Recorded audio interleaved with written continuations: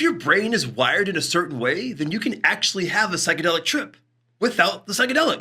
Achromatopsia is the complete inability to perceive color. People with this condition see the world entirely in shades of gray, like living in a black and white film. Anosognosia is the lack of awareness of one's own neurological deficit.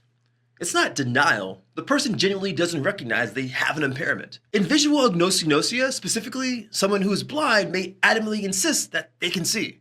Anton Babinski syndrome, also called visual anosognosia. It's a specific type where people are cortically blind, meaning their visual cortex is damaged, but they insist they can see. They'll confabulate detailed descriptions of their surroundings that are completely wrong. They'll walk into furniture and describe people who aren't there, all while adamantly denying their blindness. Charles Bonnet syndrome causes complex, vivid visual hallucinations in people with significant vision loss. Unlike psychosis, people with CBS know their hallucinations aren't real. They might see geometric patterns or people in Victorian costumes, small children, animals, or entirely different elaborate scenes, all while fully aware these visions are hallucinations. Eidactic hallucinations are extraordinarily vivid, detailed visual experiences that seem completely real. Unlike typical mental imagery, eidactic images have the clarity and richness of actual perception. Eidactic imagery is more common in children and tends to fade with age. Lilliputianism is the perception of people, animals, or objects as being much smaller than what they actually are,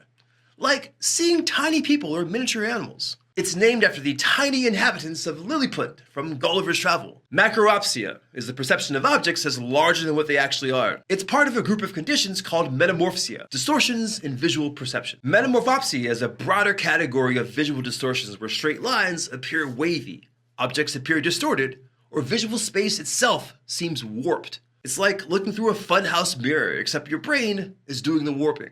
Micropsia is the opposite of macropsia. Objects appear smaller than what they actually are. Pareidolia is seeing meaningful patterns, especially faces in random stimuli. Seeing faces in clouds, the Virgin Mary in toast, or human features in electrical outlets.